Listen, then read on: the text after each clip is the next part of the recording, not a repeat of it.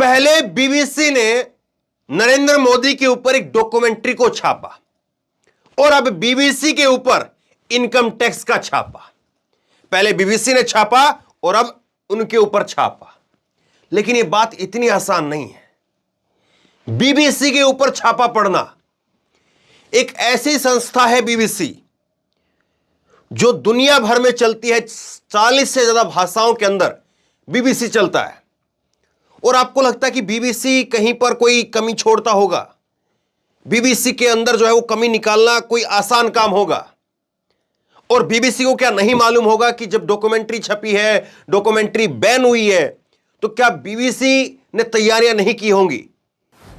लेकिन उस सब के बावजूद बीबीसी के दफ्तर के ऊपर दिल्ली के अंदर और मुंबई के अंदर रेड पड़ी है और 60 से 70 कर्मचारी इनकम टैक्स विभाग के, 60 से 70 कर्मचारी, थोड़ी बहुत नहीं है, बहुत बड़ी टीम है।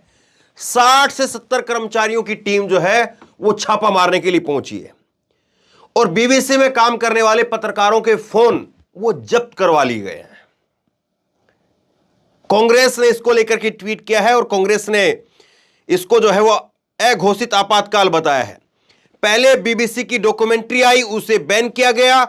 अब बीबीसी पर आईटी का छापा पड़ गया, अघोषित आपातकाल है। यह कमाल की बात है कि बीबीसी के ऊपर जो छापा पड़ रहा है और बीबीसी उससे चंद दिन पहले जो है वो एक डॉक्यूमेंट्री लेकर के आती है, उसको बैन करवा दिया जाता है। ये कौन सी क्रोनोलॉजी है? किसी के ऊपर भी छापा पड़ सकता है, किसी की भी सरकार जो है वो कोई भी जांच करवा सकती है, लेकिन एक क्रोनोलॉजी, पहले डॉक्यूमेंट्री आई, डॉक्यूमेंट्री बैन हुई और उसके बाद में छापा, यह क्रोनोलॉजी जो है बड़ा सवाल खड़ा कर रही है।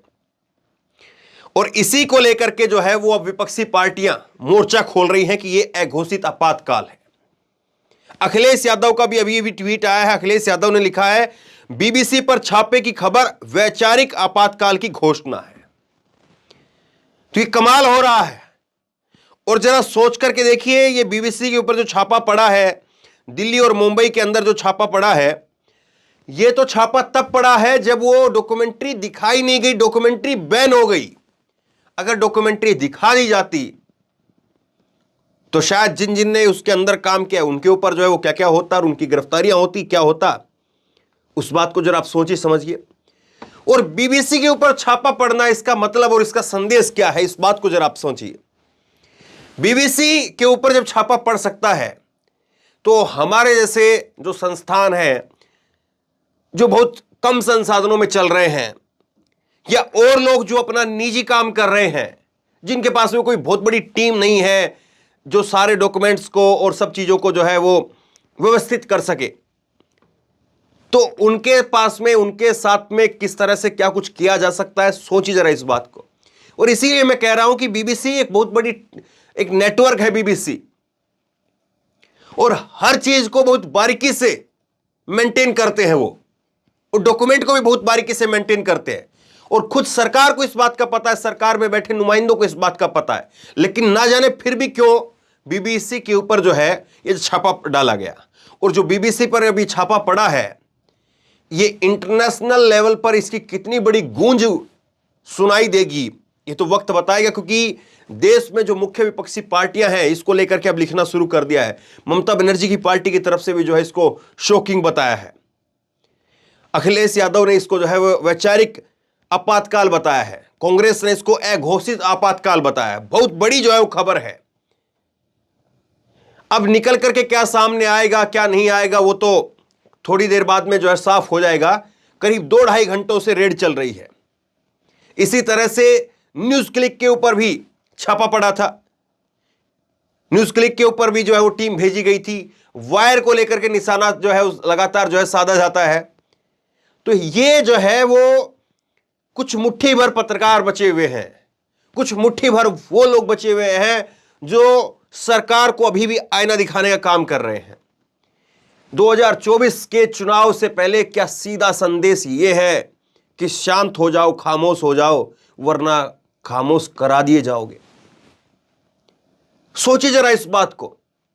एक अपने आप में जो शॉकिंग है, ये बहुत बड़ी खबर है कि कैसे आखिरकार ये हो रहा है और कैसे जो है कौन लोग हैं, कौन जो है सलाहकार है जो इस बात को बता रहे हैं कि बीबीसी के ऊपर जो है छापा डालना चाहिए। क्योंकि बीबीसी आज कोई चंद दिनों से आया हुआ नहीं है। क्या सीधे सीधे जो है इसको डॉक्यूमेंट्री के साथ में जोड़ करके जो दिखाया जा रहा है, तमाम लोग इस पर अब लिख रहे हैं कि डॉक्यूमेंट्री से जो है वो जुड़ा हुआ है। डॉक्यूमेंट्री क्यों छापी, तो अब तुम्हारे ऊपर छापा। अब लोग जो है इसको इस बात से जोड़ करके दिखा रहे हैं। लेकिन हैरानी होती है, और हैरानी इस बात को लेकर के होती है कि अगर बीबीसी जैसे संस्थान पर अगर कार्रवाई हो गई, वहां पर अगर शिकंजा, हालांकि दिखता नहीं है कि वहां पर जो है कुछ निकल करके चीजें सामने आए और वहां से जो है कोई गुंजाइश नजर नहीं आती है। बहुत बड़ी काम करते हैं बीबीसी के अंदर जो है, लेकिन उसके बावजूद ये छापा जो है वो किस उद्देश्य से डाला गया, इसको शायद कोई बता पाए। और जिस तरह से बीबीसी ने जो कुछ काम किए हैं, जिस तरह से हमने देखा था कि कोविड के समय पर जो स्टोरियां निकाल करके सामने आई, खास करके बीबीसी में, उसमें कई सारी स्टोरी थी। गुजरात के अंदर जो है वो कई भट्टियां पिघल गई थी, तो वो चीजें निकल करके जो सामने आ रही थी कि कैसे भट्टियां की भट्टियां पिघल रही थी, इतने लोगों की लाशें वहां पर पहुंच रही थी, और कैसे जो है वो सरकारी आंकड़ों में लोगों की मौत को कमतर करके दिखाया गया। वो चीजें कैसे निकल करके सामने आ रही थी, उनको कोई मेन स्ट्रीम मीडिया कवर नहीं कर रहा था। और अब उसके बाद में न्यूज लॉन्ड्री है, न्यूज क्लिक है, वायर है, और फिर उसके बाद में आप आ जाइए इंडिविजुअल जो और चैनल है वो है।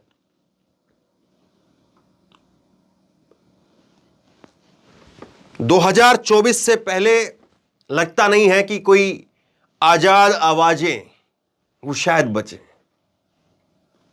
और ये उसी के लिए ऐसा दिखता है कि बीबीसी के ऊपर जो छापा है, निश्चित तौर पर जो है इसको लेकर के सवाल पूछना चाहिए, और इसको लेकर के जो है वो एक आवाज उठनी चाहिए कि आखिरकार इसका क्या कोई डॉक्यूमेंट्री से लेना देना है क्या। क्योंकि डॉक्यूमेंट्री में वही सारी बातें हैं जो पहले से इस देश में मौजूद हैं, लेकिन क्या उसके बावजूद बीबीसी पर जो है वो छापा उसी वजह से पड़ा है, या सरकार कोई और नई चीज निकाल करके सामने लाती है।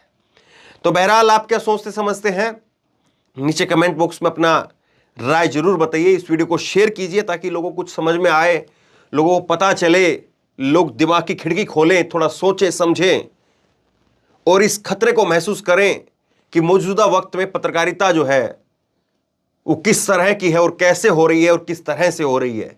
इस बात को जरा लोग थोड़ा सोचे समझें। आप क्या सोचते हैं, नीचे कमेंट बॉक्स में लिख करके मुझे जरूर बताइए। इस वीडियो को खूब शेयर कीजिए, और इसी तरह की तमाम खबरों के लिए ऑनलाइन न्यूज एजेंडा को सब्सक्राइब कीजिए। साथ में जो बेल आइकन है घंटे उसको जरूर दबाइए, ताकि जैसी कोई खबर अपलोड करें उसकी नोटिफिकेशन सीधे सबसे पहले आपको मिल सके। धन्यवाद। इस खबर को अभी लाइक करें, शेयर करें, अभी चैनल को सब्सक्राइब करें और घंटी जरूर दबाएं।